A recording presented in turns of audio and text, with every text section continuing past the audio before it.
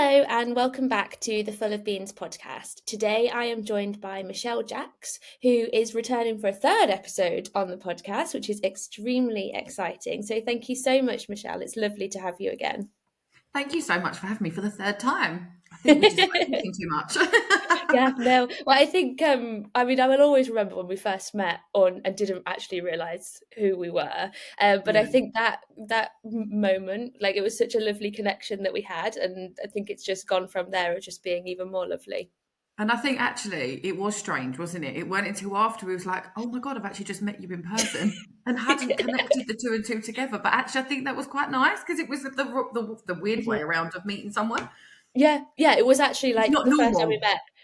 The first time we met was actually in person rather than Yeah. it being online, which nowadays is wonderful that so many people meet online. Yeah. But it's often, I think it's a bit unusual now when you meet people in 100%. person for the first time. Definitely. Amazing. So the listeners may have listened to your episodes before. They may have listened to your podcast as well. Would you like to introduce yourself just in case they haven't heard of you before? Yeah. So I'm Michelle and I do run ARFID Life UK. I've got a now 6-year-old son who has got ARFID. He was diagnosed when he was 3.5, but kind of ever since, really most probably ever since we introduced food, we Mm. just kind of knew that there weren't, I hate using the word normal, but it wasn't as standard as, the process we would expect it to be. This is our second child. We just thought, oh, we'll progress through food normally. He'll have the purees and then we'll go up to lumps and bumps and textures. And that's kind of where we hit a bit of a roadblock. The sensory aspect, he didn't like the temperature of food. He didn't like the lumps and bumps. He just didn't like it at all. We had quite a bit of a gag response. We now obviously understand a lot of it was a disgust response, but obviously at the time I had no clue what it even was. And yeah, he just, from then on, really, his diet was quite restricted from really a very young age, but it was always put down to sensory. He was kind of put on the pathway for autism, but that never really got anywhere because obviously the waiting times are so long. He was kind of diagnosed with that after ARFID. But yeah, he just never really went past eating soft food. Like even now, he wouldn't eat anything that's rock hard. He wouldn't have anything that's a temperature. Everything's cold, everything's snacks, everything's crunchy and crispy. He's just always been like that. And I think we didn't know what ARFID was. It was mentioned to us from a dietitian when we actually got discharged from one service to another because we'd moved. And I was just a bit like, okay, so he meets quite a lot of the criteria. I had no clue what it was. And I think Mhm. that's the weirdest thing, isn't it? Especially it weren't like I'd gone out and tried to find it myself. Like I didn't go down the Google search or reaching out to people. We was told by a dietitian that, if we was to meet in 10 years' time, he would have ARFID. And I was like, what is that? And if anyone don't know what it is, it's avoidant restrictive food intake disorder.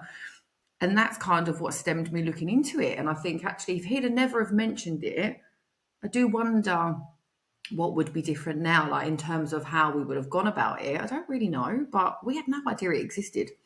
Mm. And I think still now, us being in this world, we know a lot Yeah. more about it, but I think it's still something that is very under-recognized. I'm just interested, if the dietitian said to you if they met you in 10 years' time, it would Yeah. be ARFID. Why in 10 years' time? Why not? I don't know. I think it was most probably because he was discharging me. Oh, right. Yeah, discharging me from his service and just thought maybe if we ever cross paths again, Right. that would be the conversation we have. But to drop that bomb on a parent, it all made sense. Like once we started looking into it, I was like, wow, he met the criteria sensory wise and then no interest in food. And then about a month after that, he had tonsillitis and blamed the pain in his throat for the food, basically. He was just like, this food's really painful. And I was like, no, your throat is painful, you're poorly. He couldn't just understand. And then he just dropped food altogether. And he literally just lived off milk and yogurt. And I was a bit like, okay, you've now had the trauma response to food. And I was a bit like, you're now ticking all boxes and quite extremely as well. Like he had gone from having about 8 different foods to 2, or 1 being milk and just yogurt. And it happened so quickly. I think it just stayed like that for such a long time. Mm. And that was when I was a bit like, okay, we've gone from managing to this is making a massive impact, a huge impact on his life. Absolutely. I'm really interested because you obviously said like he met like all the criteria, but the trauma response, it sounds, obviously came Yeah. later. Would you say, I mean, you might not know this for gospel, I guess, but is this something that you think that your son was born with? I don't really know. I think it's really hard to say, isn't it? I think, with autism, like he is diagnosed autistic. Now he has obviously got that too. Autistic eating is a real thing as well. You can Mm, have sensory issues with food, but that doesn't mean you have ARFID. And I think there's a massive crossover at the minute. And I think, like you were saying, it's still so relatively new. There's not much research. People don't really know about it. Unfortunately, at the minute, people are going, "Oh my God, my kid's got ARFID." They most probably haven't. It could just be that they're an autistic eater or struggling because of the sensory aspect. I always say with ARFID, for us anyway, in our own experience, it's like it's extreme. Like his is so stuck that, we are having some wins, which I'm sure we'll talk about in a minute, but it's taken us a very, very long time to get there. And I do kind of think maybe the sensory aspect was always there and most probably always would have been there. He hated having his hair washed, you know, hated having wet food or wouldn't play with slime. Like he's always been funny with that kind of thing anyway. But yeah, maybe he has had it. But then actually, the older he's got, the more my husband has not, he hasn't opened up, his mum has about how he was when he was younger. They're very similar. So mm, then I'm like, hang on a minute. The hereditary side, it could actually yeah. be that it was maybe he did potentially have that autistic eating, sensory based eating, and then the trauma. And actually, as he's got older, the trauma is all medical based. As soon as he's poorly, we lose everything, no matter when it is, what it is, it goes. And I think that's the hardest thing we're having to deal with is as soon as he's unwell, he stops eating, which obviously is dangerous because you need to eat. He doesn't have the reserves to keep him going. It's quite that's the trickiest part. And I think the sensory stuff you can manage. We can manage that. We can kind of work with what he likes and what he doesn't work. But I think when they've got trauma to being unwell, you can't stop them being poorly. Well, you can try, but it don't Yeah. work. And I mean, I guess I'm making an assumption here, but with him not having a huge repertoire of different foods that he eats, I'm guessing there's maybe some malnutrition there. So Yeah, illness is yeah, something that is more common when you've not got enough 100%. food. Yeah, like his iron levels have been low, I reckon, since he was about 18 months old, and they're still now not really where they should be. His body just doesn't hold it. I do think predominantly, obviously, a lot of that is down to the amount of milk he drinks because obviously milk affects your iron. It doesn't absorb it in your system. So I get that's why it's low. But yeah, his bloods have always been up and down. They've not been horrendous, Mm. but he kind of comes under the failure to thrive category. Like his weight on a scale, you can see when he's unwell, it kind of goes at one level and then it plummets because he's been poorly, and then it goes back up and then it plummets. You can just see when he's been unwell. And I think that's where it does become tricky to manage because you just can't, I can't, and like you say, he's so much more susceptible to being unwell. And Mm. then as soon as he is unwell, it's not just, oh, he's got a cold. It's like the extreme. His body just can't cope, Yeah. which then is quite scary. And I suppose that's the horrible thing, isn't it? You know, when you've got that trauma response and that anxiety around it, the way to kind of navigate that and to heal from that trauma or that anxiety is to not have the expectation of, you know, how the negative consequences that you have associated with that. Yeah. But when you're ill, you know, and you know, like you said, it sounds like your son doesn't just get ill, he gets like very ill because of the malnutrition and things like that. So it's just reinforcing that Yeah. those thoughts, which yeah, I can imagine is so tricky.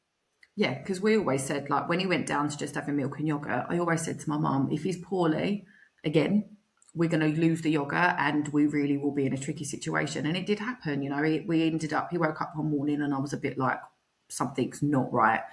And it was about 3:30 in the morning. And you just think, hang on a sec, like he was sat on the toilet, he was doubled over in pain. And I was a bit like, I wonder if you're really badly constipated. Like he's always suffered that way anyway. Didn't really think I thought it was more that than anything, but he just plummeted really quickly. Like nudged my husband and was like, "I'm taking him to A&E. Like he's really unwell." And they X-rayed him, and bless his little soul, he was just full. Like he was completely impacted, severely impacted. So they kind of admitted him on the basis that it was that, and they was like, we'll do a disimpaction routine, wanted him to drink like 12 sachets of this stuff. And I was like, I won't even get a mouthful in him, let alone 12 sachets. Was like, I don't think you're kind of grasping what's wrong with him. Like, he won't just have that. And then that was a battle in itself. Like, obviously, the hospital didn't understand what ARFID was. They thought I was crazy. They was just like, get him to drink it. And I was like, would you drink 12 sachets? Most probably not. I'm like, so why would he? You know, considering what he's going through, he's not going to drink it. And then it wasn't until we'd been there for a few hours and my mum was like, he's just not getting better. And she was like, and if he's just impacted, why is he this unwell? Because he was so poorly. And it wasn't until one consultant come round and looked at him and she went, I'll be back in a minute. And my mum was a bit like, what's happening? And I don't know whether it was she could just see it in his face or what. And she rushed back and she was like, we're going to go and get him scanned. She was like, I think it's his appendix. And we was like, pardon? Like, completely threw us out of the blue. Like, my husband had just turned up with my daughter and she was a bit like, what is going on? And within 20 minutes, he was in surgery. Like, they were so quick. It completely shocked us all because none of us was expecting it. They took us straight down to we had a scan, and even the bloke in the scan room, he said, no one touched this child but mum, because he was in so much pain. And I suppose the bloke could see what was going on, but they still wasn't sure if it was his appendix or not. So they was like preparing us for all these different scenarios of what it could be. And they just whisked him off to surgery. And it was his appendix. And they wonder if where his appendix had got a bit aggravated from potentially being so impacted that it, you know, all together. But he'd had tummy pains for a very long time. And actually looking back, I can see it. And I said to my husband, he always complained of tummy ache. And I don't know whether that was maybe grumbling appendix or was it where he was so constipated that it was all just, it weren't happy. But then, yeah, our worst scenario become a reality and he stopped eating. And I knew it straight away, come back from surgery. And I think it's that smell in your mouth, or not smell in your mouth, but you know what I mean? All the drugs. He's had a tube down his throat. Everything's just so sensory overwhelmed. Like, even when he breathed, I was like, God, you stink. Like, it was just, everything was so overpowering. And I gave him a yogurt and he literally was just, he was like, no, don't want it. And I was like, that's it. It's gone. And everyone was like, no, give him time. And I was like, no, I know him too well. I was like, it's gone. And it was completely gone. We struggled to get milk in him, but luckily he did eventually have it. But yeah, we lost it. And it was just, then you start to think, okay, so we struggled before, but now we're just down to liquid. We are down to a solely liquid diet. And that was quite scary because he was very unwell. Like, he had dropped a ridiculous amount of weight in a few days. The dietitians prior had never seen him in person. I refused to leave because I was like, I'm not going anywhere. I was like, you know, looking at him physically, this child is seriously unwell. It was like, without even anything else that's going on, I was like, just look at him. And when they saw him, they were like, he can't leave. And I was like, finally, I've been speaking to you on the phone for all of this time. Yes, on paper, and this is what's frustrating for a lot of people, not just me, on paper, they fit the boundaries, you know, their weight and height is okay or they're on a good centile, but physically in person, it can tell you a completely different story. And it did with Arlo. He did not look like the person that was on paper, and it was scary. But they won't take me seriously. And it wasn't until we hit that point that they were like, okay, we need to, you know, get him to have supplements or potentially a tube, like an NG tube at the time. But thankfully, after, I wouldn't say pressure, but it was from me, because I said to him, this is your options. You've got a tube going up your nose or you drink this drink. I was like, I don't care if I'm scaring you because this is a sticky situation. You have to drink this. And bless his heart, he did. He never got up to drinking a full bottle. Like, we always mixed it in with his milk, but I think he could see the fear in my face. I think he knew that the best option was just to stomach drinking this drink. And thankfully he did. But long term, it still weren't enough.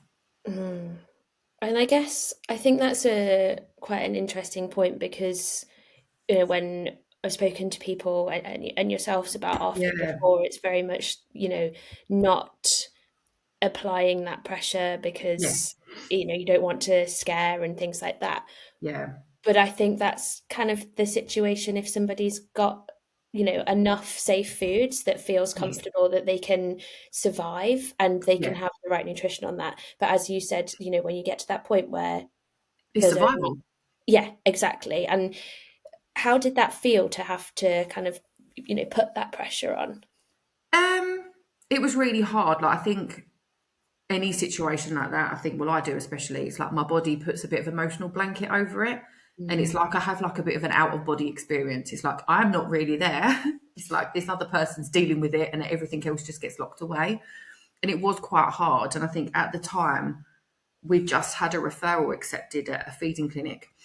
So I was like, okay, could this be that we can get our appointment quicker? Because obviously the situation we're in and we couldn't, they was like, no, you still got to wait, which really frustrated me.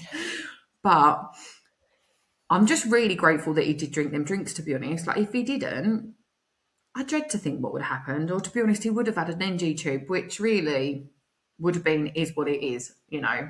But I reckon he ended up being on them supplement shakes for. So he had his appendix out in July, and I think it was the April when we finally saw the complex feeding team and they referred him for a peg because of obviously the situation he was in. He was petrified. He screamed at us. Like, I won't forget, we walked out of the hospital and he screamed at my husband, like, I am not having this peg. Like, he was going nuts. And we just said to him, look, I'm going to be honest, unless you start eating, mate, that's where it's going. Like, we can't stop this from happening. It's too dangerous. And we kept saying to him, if you become unwell again, even if it's a cold, you are having nothing in your body. Like, this is, you know, when you're down to just one thing, my God, that is precious. Like, you will not, as a parent, I wouldn't let anyone near him. I was really wary of like anyone being around him with food because I was like, if you put that milk off, we're in a completely different situation to anyone else. And people don't get it. People are like, oh, well, I'm sure he must eat something. And I'm like, no, he genuinely don't eat. And that was the toughest part. But then he only did try and start eating once it sounds awful, scared him again into having a peg. And he did for a short space of time. But then after a while, it just stopped again. And it's kind of, I think it's the momentum, isn't it? I think a lot of it, and we worked that out after a while with the psychologist, who was like, once the momentum was there, he was, okay, I'll eat these skips or I'll eat a couple of things. But I think where his body was struggling so much and had done for such a long time, his ability in his body and how it affects your brain and all things like that wasn't at a level to allow him to. So it was short lived. It was like for short stints, it weren't enough. And I think that's why we really struggled. And yeah, he now has a peg. And I think, speaking from my own experience, which is different, but I guess, there's still that fear around food, the mental effort needed to, Yeah. to continue to eat when you've got those sensory aversions and everything, to Joe Blogs on the street, going and eating food it doesn't really require any energy at all. It doesn't really require any thought. But when there's that level of anxiety and fear and trauma, like Yeah. it's just, I completely agree with what you say in terms of that momentum at the start. You're like, yeah, I'm going to do this. And Yeah. over time, it's like, but this is just like, this is It's more too difficult much. than, yeah, more difficult than anything I could ever imagine. So you've mentioned that Arlo now has the peg. Yeah. Do you mind just explaining what that is for people, just in case they don't Yeah. know? So the peg is a gastrostomy tube. He's got a little, they call it a frecker. It's quite cute. He, bless his heart, has named it Mr. G, Oh which my was, God. I think the hardest part was trying to explain it to a 6-year-old that you're going to have a tube put in your tummy, because as simple as it is, that's what it looks like. He's got a tube poking out of his stomach. And we got told very, very, not last minute, but he obviously got referred in April and I didn't hear anything. And I don't know how long waiting times are for surgery. You wouldn't, would you? It's not something you generally would know in life. Mhm. So it got to, I think it was maybe August time. So I just dropped him an email and I was like, can I just ask, how's this referral going? Like, what's the wait time? Like, just for my own head. And 2 weeks later, he had surgery. Wow. Yeah. So whether I had given them a bit of a kick up the bum or what, I don't know. But it all of a sudden moved very, very, very quickly to the point prior. So once I'd emailed and said, like, how long is it? I slowly started. I thought, well, I'm just going to start having conversations with Arlo. I actually bought a couple of books because I thought if we can read a story that mentions feeding tubes, it's not directly coming from me. So I was like, it might not be as scary. And that's where actually Mr. G came from, one of the books. So we kind of started talking about that. You could see his fear of having one had gone. So we had gone from, I don't want a feeding tube, to I could see he knew he needed it. Like you're saying, like mentally, I don't think he could cope anymore. I think he knew in himself he needed that help because he just couldn't carry on the way he was. Like it was impossible. So yeah, we just kind of spoke to him a lot about it. And I think he went in for surgery on a Tuesday and I didn't actually tell him he was going until the Saturday morning. So he had 3 days notice himself because, you know, both my kids are autistic, but they're both very different. Millie likes to know everything, the ins and outs, where the postcode is, what door I'm going through. And I thought, I can't tell her too early because I didn't know all the answers. And because it happened quite quickly, everything was changing all the time. Like I was getting phone calls and emails and everything just happened so fast. She knew something was wrong. She knew something was going on because she could just tell from my body language. And she was like, Mum, you're not telling me something. And I was like, I'm not telling you because I don't know the answer. I was like, once I know the answers, and I made her this social story, like a book of everything for her, where she was going, because obviously she was meant to be at school, but didn't go to school because I was just like, I can't mentally deal with that. I was like, you're better off going to nanny's for a couple of days where I know that you're going to be with someone that can support you too, because she struggles a lot with her own anxieties and her own emotions. I was like, it's not just us going through it or Arlo, it's also her. You know, it's a knock-on effect on the whole family. So she obviously went and stayed with my mum. So they made plans. So then I had everything written down of like what you're going to do with nanny and granddad. And thankfully, the hospital actually they wrote Arlo a social story. So like where to go in the hospital, like what it looked like, where he would go, like everything that he would see, what the peg would look like. So it was quite a lot in 2 weeks, which I also then again, my body is very, very clever at putting up a block. I just went into this military mum mode of I need to get this organised.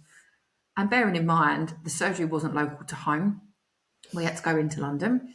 So that in itself was not an issue, but I also then had to arrange that. You know, I was like, we can't get the train up there because we've got to get him home. So we had to drive. So it was like booking the parking, booking hotels. Like it was just the whole thing in a 2 week space of time was so intense. And then you're also trying to be a mum. And I think that's why I told him at the last minute, because I was ready.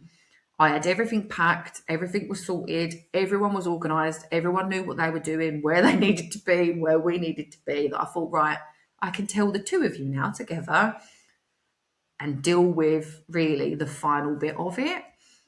And I do think looking back, that was the best thing we did. Like it wasn't, he didn't necessarily have too much time to think about it, which, to be honest, he shocked everyone.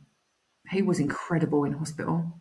Like my husband still now to this day, if he was to speak to him, would say he doesn't want it. But now can see why he has it because it has made a big difference. I think when you're in those conversations, it's the hardest decision to make as a parent because you're making that decision for him. You know, it's not Arlo can say yes or no. I'm making the decision to have this put in him. Like it was soul destroying. It was awful. And I think even as in a relationship perspective, me and my husband, like that's hard because I had one mindset of this is happening and he's like, but I don't want it to. So then it's like the arguments, you know, like it is just, it's a huge, huge decision to make. And I don't think people realise it can be soul destroying and it is hard work. But actually, once we'd gone to hospital, and Arlo literally is the bravest kid I think I've ever met. He's like a little warrior. Like the resilience that kid has is insane. He did not batter an eyelid. He walked in that ward, got in that bed, and took it all in his stride. They literally was like, I've never had a child be so compliant to anything. They were like, we need to do your blood pressure. And he's like, okay, just put his arm out. Like the anaesthetic lady come round and she was talking to us and he was really listening. And then we walked down to surgery. I'd got him like a little gown made with cars on it. So I was like, that might make him feel a little bit better. So he wandered down there. This gown was massive because he's only little. He got down there, he climbed on the bed and he went, "Do I go to bed now?" And I was like, not yet. And he was like, "Oh, I won't watch my tablet. I'll just lay here and close my eyes." And the lady was like, "No, no, no, let's just have a little chat first." He was not bothered in the slightest. And she just put the little mask on his shoulder. She was like, "Can you smell it?" And he was like, "Yeah, it's not too bad."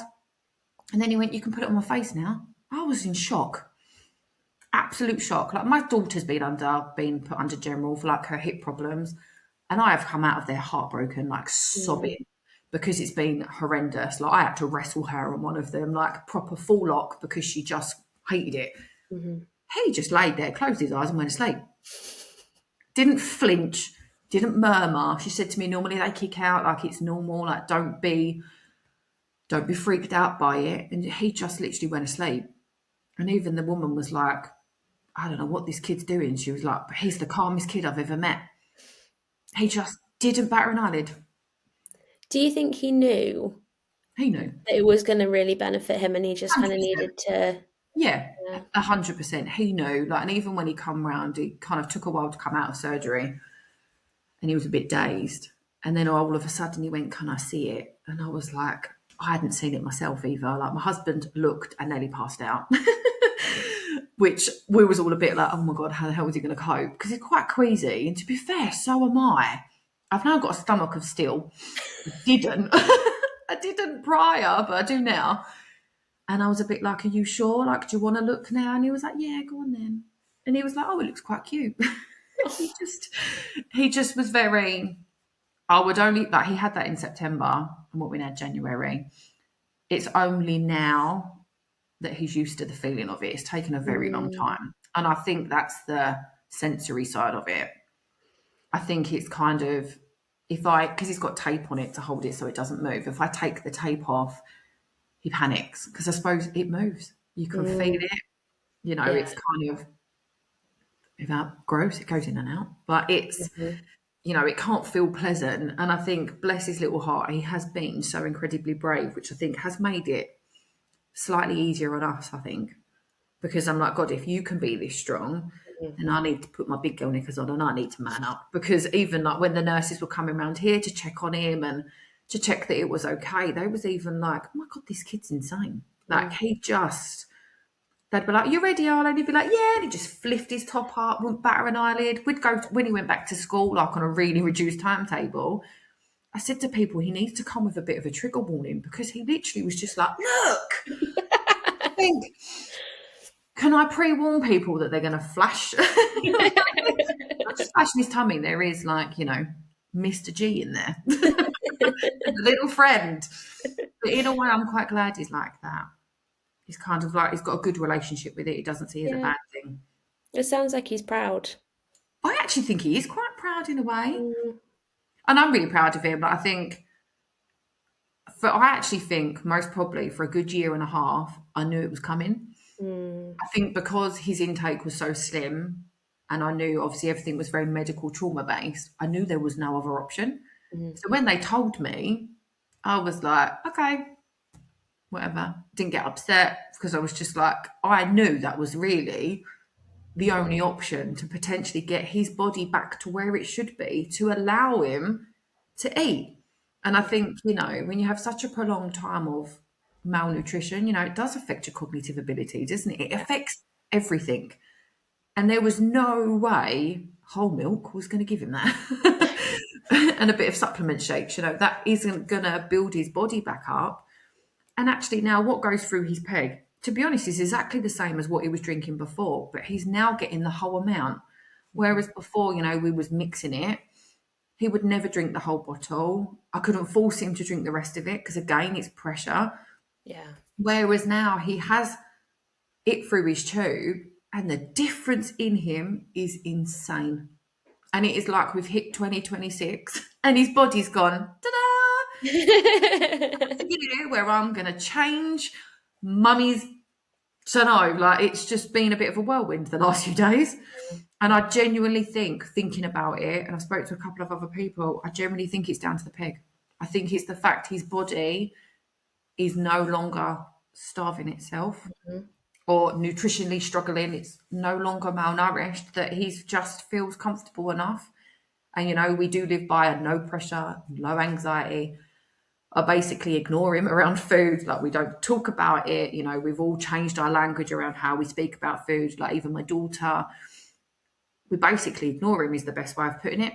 And I think because we had all of that in place and we've had it in place for such a long time, that he knows there's no expectations for him to eat. And he's just decided, I might start eating. Wow. Which is crazy. So It's mad. through having the peg, he's started to like actually physically eat himself as well. Yeah. And I think I haven't told loads of people he's got it. This is the first time I've actually really spoken about it properly. And a lot of people assume that when you have a feeding tube, especially a peg, they can't eat or they can't drink. And I think there's this assumption with feeding tubes that you don't eat alongside them. Well, you can. You know, it doesn't stop you from continuing. Yes, I get that, you know, you're having it for the reasons that you're not eating because of X, Y, and Z, but it doesn't mean you can't. And actually, really, just from this last week, the difference in him around food is bonkers. Like, even yesterday, so he started eating these Ella's Kitchen melty stick crisps. You know, everyone's worst nightmare. You walk in a supermarket and that one food that they've decided to try eating is out of stock. So I was like, and normally these moments happen when they're not with me, but actually he was with me. And I was like, oh, no, they're out of stock. And he was like, it's fine. I'll get the different coloured packets. So I kind of looked at Millie and I was like, okay, what ones do you want? So he picked up all three, stuck them in the basket, and went, it's fine, I'll eat one when I get home. And I was like, yeah, I've heard this so many times. Like, how many times have you told me you're going to eat something? Kid you not, we got home, we opened the packet and ate the whole lot. And then an hour later, got the other packet out of the cupboard, a completely different flavour, and ate that whole pack too. To the point, my face was exactly the same as yours. I was just sat eating my own dinner, just in shock, thinking, hang on a second, you've not just eaten one completely different flavour, you've just eaten two in the space of 15 minutes. You know, and you just think, wow. And even like when he was eating them, he was having one and he was a bit like, oh, this is a bit spicy, because I think it was tomato and basil. But he was like, it's nice though, carried on eating it. And then the next one he went, oh, it tastes quite similar. So he just carried on eating it. It's bonkers. And I just think, is this genuinely down to the fact that he's got a peg? I've got no idea. But whatever it is, I'm taking it as a massive You're taking it. I think, you know, it absolutely makes sense though, doesn't it? Because again, speaking from my own experience, which is different, but when your brain is starved, you do become very rigid, and also like anxiety is so much more intensified. Yeah. So if he is now getting nourished, then I mean that's just absolutely incredible. I know. And he started eating a Munch Bunch yogurt. And I'm like, we now sit down for dinner and he sits up the table with us and has yogurt. I'm like, what is going on? But I said to my husband, because of his autism, he's not, I wouldn't say he's a rigid thinker, but he likes routine. So I said to him, like, these odd things that he's starting to eat, if we can get them into a routine, I think he would stick with them. So I said to him, every day when we have dinner, I always put him a place up the table anyway, knowing full well he would never sit there, but he knew he had the choice if he wanted to, even if it was to play or watch his tablet or whatever. But what I've been doing now is just putting the little Munch Bunch on a plate with his little spoon, and he actually comes and sits and eats it. And then once he's finished, he goes off. So I said to my husband, if we can keep that going, it will then become so into his routine, because that's what he likes. It should continue because there's no reason for it to stop. Yeah. And I think ARFID is so individual, that ain't going to work for everyone. Some kids won't even go anywhere near the table or be around anyone else eating. We are quite fortunate. He will be around us when we're eating. There is certain things he don't like the smell of, but he doesn't like the smell of it, but he will still sit with us. So in that sense, but then I think whether it's because we've been dealing with it for such a long time and I'd gone on such a research rampage of trying to find help, that we've been doing it from such a young early age, that it's helped now. Like, I can see these things that we've put in place years ago have worked, because now he doesn't care. He just comes and sits with us. It's just now trying to keep it like, I know this could all change in a heartbeat and I know this could stop tomorrow. Okay, I'm not silly. Like the other week he was quite unwell and we lost everything again. but we had his peg. So I was just a bit like, it's fine, I can just put the additional fluid, keep him topped up that way. And within 2 or 3 days, once he was better, he started eating again. So it was, rather than him being poorly, going unwell, becoming malnourished again, I can stop that now. And that's predominantly why they did give him the peg, was purely because we can't run the risk of him being unwell and his body just keep plummeting, because his body was too low in the first place. Whereas now, I do wonder how he would be again if he was unwell. Would it be that his body would manage a little bit better? I don't know. But yeah, whatever has happened, I don't We're know. enjoying it. We're enjoying it. And I just feel like I've gone into a bit of shock Yeah. because he's very chilled, he's very calm, he's not bothered. Mm, He just sits on his little beanbag and he just eats it. yeah. And then the only thing I am worried about is that I said to my husband, he's, I suppose, never, like the interoception, he's never really understood being hungry or being too full. And I said, could we potentially then be having the opposite? That because he is now eating, could it become not obsessive, but like yesterday, he just kept going back up to the cupboard. I'll get another pack. I'll get another pack. And I'm like, hang on a minute. You can't have another pack. And actually, I was a bit like, I'm telling him not to eat. Like, this is not ideal. But at the same time, I don't want him to go the opposite. So I was having this conversation with the dietitian. She was like, there's a fine line between them progressing and then it becoming the opposite problem because they're having too much. You know, she said it's a fine balance, especially even like with having supplements through the peg. You know, it could be that he starts to eat more. So we reduce that, which means then he's not so reliant on supplements because he's having more food. But at the same time, I'm like, I don't want him to then think he can just go to the cupboard and eat 4 packs of skips, which I would be grateful for. But at the same time, he is still drinking a hell of a lot of milk. You know, like there's that kind of setting him out then to understand that you can't just keep eating in case it potentially goes the other way. But then I think that's the overthinking of Yeah. parenting. And I think I mean, that is, as you said, that's such a tricky thing because you'd never want to say to him, don't eat. But No. then if there's not that understanding of hunger and fullness, then that's Yeah. that's a real challenge. And I assume, I'm not a parent, but I assume that's a kind of tricky thing that all parents go through, is like not Yeah. wanting to tell their children that's bad for you, you can't have that. Yeah. But also, you need to have things in moderation and things like Yeah. that. So And we found yesterday, actually, he went back to school. And obviously he's been off school for the last few weeks, so it's fine. We've got all day. And he come home yesterday, and obviously his pedicure is split up. He has like half at night and then a bit in the morning and a bit mid-afternoon. And we had an appointment yesterday, so we come home later than normal. And I said to my husband, we've got a 2-hour window here where I need to get stuff in his peg. He needs to have milk. He then wanted to eat. I was like, there's not enough time for all of this to process in his tummy. I was like, he can't drink a bottle of milk and then I start pumping it into him because the milk's got to go down.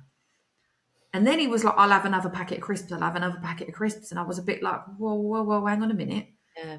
And actually, yesterday I really struggled because I was a bit like, I need to do these things. And then I was a bit like, you need a good half an hour, 45 minutes before I take you to bed to then put more in you. It was that. And we have the issue that he won't eat in school. So he's going that time frame at school where he won't eat. He'll just have milk and they'll top him up. So then he's obviously hungry and I've only got a short window to put it in. So I think this will be the tester on now going forward, how we can try and gauge it. Because like you say, I don't want to be saying to him, well, you can't have that, because actually I'm just grateful he's eating something. But at the same time, it's hard, isn't it? There is that fine balance between trying to get him back into healthy ways. You know, I don't want him to go the opposite. I don't want him to then start not piling on weight, but you know what I mean? Just so it's a healthy way of him recovering and a way that would suit him. It could just be that we have to maybe mix up his pedicure, maybe do it all in the morning and all at night rather than in the afternoon. It could just be that we're going to have to really just play it by ear. Yeah, I never thought I'd really be thinking, oh, I need to stop him eating too much, because there is that fear, isn't it, that you don't. it's that cut off point in their brain of not knowing when to stop because he just doesn't understand it. Yeah.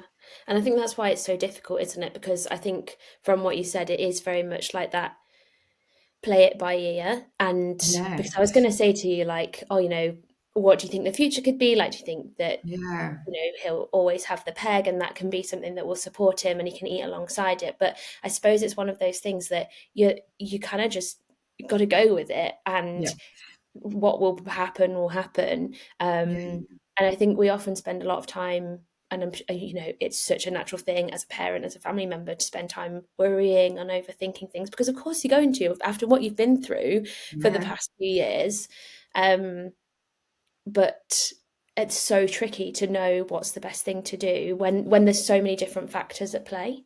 Yeah, and when we had the peg fitted, they said that they was like, this will continually change. There was like, yes, that peg is there, but how you use it, or how often, or how little, you could use it more times than other. Like when the weather changes and hopefully it warms up, you might find that you're putting more fluid through it because he does, as much as he drinks loads of milk, where he's been eating more, obviously that's declining, which is fine. It balances out, but he's not very good at drinking water. Mm. So then we still have that fear of, he's not drinking enough, he's not getting enough fluid. But obviously, I know now I can put that through the peg. So I think it's all, and the nurses kept saying that. They was like, every day will be completely different. You'll have days where you think, yeah, everything's gone to plan, everything's gone to routine. And they said, like, the next day it can be completely different. And I think we have had that. We've had good days, bad days, everything in between days, days where I just look at his stomach and burst into tears. Like it is all just days where he gets really overwhelmed. I think you just have to, it's hard. I think anyone potentially going down this road, I think I never really thought about how much it would trigger the guilt. And it's Mm. weird. It wasn't until we was cleaning his tummy and I sobbed. My husband was like, "What is wrong?" And I was like, "I'm not talking about it now because obviously he's sitting here. Millie was sitting there. I was like, we'll talk about it later." And it was just like, I felt like it was highlighting the fact that I just can't feed my son because there is this tube coming out of his stomach. And I know it's the best decision we ever made, by far the hardest, but it doesn't make it any easier. And I underestimated the emotions that it would bring up of how you feel as a parent, because it was just, I'd still now look at it and I just think, Jesus, like, you bring a child up into this world to feed them and I can't, and now you've medically got a tube in your tummy because of me, really. I feel like it's my fault, and I know it's not. I know none of this is my fault, but there is that little person inside your head that will every so often go, "Woo, I'm just going to make you feel like rubbish for 10 minutes." and then I do sit there and I say to a lot of people, allow them feelings, allow to feel like rubbish, allow yourself to feel like guilt, let your body feel like it's your fault, because you will flip that around and you'll have a far better outcome in the long run. Mm. Because that's the only reason why I most probably could sit here and talk about it, is because it's made me more headstrong in the fact of, I know it's not my fault. But I can also process those moments when it comes up, Mhm. because at the end of the day, we are all human. We're all parents. It's our child. No one wants it, whether they're eating or not, tube or not. That guilt and that awful feeling that comes with it is tough no matter what process you're going through, isn't it? It is really, really difficult. And I think that's where it becomes hard as a parent. And I think that's when, even like with professionals and stuff, isn't it? They don't really most probably understand how tough it is as a parent because they can't fully see it. They see you for 10 minutes, 10, 15 minutes, or even longer an appointment. It's not enough time to really understand what someone's going through. No, and I think, unless you're living through it, you Yeah, can't comprehend no, the definitely not. impact, the feelings, the emotions, the guilt. And I know I can sit here and say to you, but Michelle, it's completely not your fault. And Yeah, the fact that you literally have dedicated so much of your life to raising awareness for ARFID, like you're yeah, just speaking about your life and the kind of things that you do in order to support your family and everything, like you know that in itself just shows how much you care and what have you. So, but yeah, I know it is so incredibly hard, and that doesn't help. But I really like what you said about you just have to sit with those feelings, because I think you're so right. We could very easily say, oh, don't be silly, it's not your fault, but that's not helpful when you feel so guilty and feel it is your fault. But I think honouring those emotions and working through them, as you say, I think it helps you to put actions into place and say, okay, I am feeling guilty about this. I know it's not my fault, but what can I do to make it better? And no, Yeah. you can't fix it, but your support, I'm sure, is having so much of an impact. And actually, that's why I started up my social media. I hit such a low point. I think it was when we got discharged, we moved house, no one was listening to me. I was banging on every single door going, and I was just like, I can't be the only person doing this. Like, there's got to be other people out there. And then when I started looking online, I was like, whoa, there was just nothing really mentioned about it. There was only an odd few accounts, and I was like, oh, I'll just set up an account, see what happens. And obviously, still now, no expectations of anything. I just post things, and the amount of people that are going through the same thing, it does make you feel so much better. Or even just being able to say to someone, like, I've had a really bad day, or I spoke to someone the other day and she was like, I'm having a really rough day. And exactly what I just said a minute ago. I was like, allow them feelings. Allow it. Be annoyed, be frustrated. I said, and if you are that frustrated, I normally, which I don't think my MP likes me too much, I normally email the MP. I'm like, channel that feeling and that anger Really. into something else. And actually, we had one hell of a fight on our hands. Like, don't get me wrong, getting Arlo this peg and getting him onto this service was not easy. It broke me beyond belief. I can't even tell you the amount of time and effort it has taken to get to this point. It's been so incredibly hard as a parent, but in a really weird way, I wouldn't change it. And that sounds really bizarre, but it's not been easy. It's been so incredibly tough. But actually, by using that anger and using that frustration out on being like, no, this is not okay, file that complaint. Email them back and say, no, I'm not putting up with that. Like, yes, I know there is no services, but where are they then? Where can you send me? There's got to be someone. Yeah. And, not everyone can do that. And I think that's the hard part. There isn't many people out there will even have the energy, most probably to, they could walk in their GP and they're going to hit you with it's fussy eating. They'll grow out of it. And there will be them parents that just go, okay, and just leave. I would have most probably been that person years ago. But it weren't until someone annoyed me that it rumbled my stomach. And I was like, nope, fire is coming out. And at the end of the day, they're so young. Yeah. They've got their whole life ahead of them. And yeah, I get ARFID's still relatively new. There's so much has got to change. So much has got to change. Well, and I think, I feel like it's not a weird thing to say, but I do think that sometimes these things impact people. I very much believe in like a higher power in the universe. And I Yeah. think these sort of things impact people that are willing to stand up and make that change. And, for the people that would walk into the GP surgery and just accept whatever the doctor says and not want to fight back, you are creating that noise so that more and more people are finding out about it. And, I very much would assume that if people are, searching for the different symptoms or things like, oh, what on earth is this thing that I'm going through?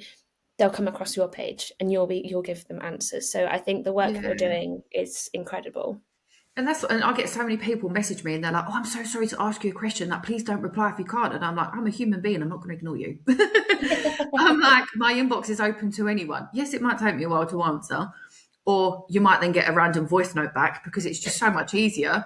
But I've made friends for life through social media. I think, and it's funny, we've got friends, obviously, but people don't get it. And I think unless you're living it, people still don't understand. And I think to have a relationship with someone that can listen to your 5 minutes of crazy or a little win that you've had or anything like that, that person that's going through it too will be so much more compassionate. They'll have so much more empathy. They will scream from the rooftops with you. Whereas friends we've had for a very, very long time don't get it. Yeah. And I wouldn't tell them. And they're like, oh, I didn't know. And I'm like, because you don't understand. And I'm not putting any shame on friends. I'm not. They know I feel like that, but they don't see it in that sense. They just see it as, oh, he's eating something. Great.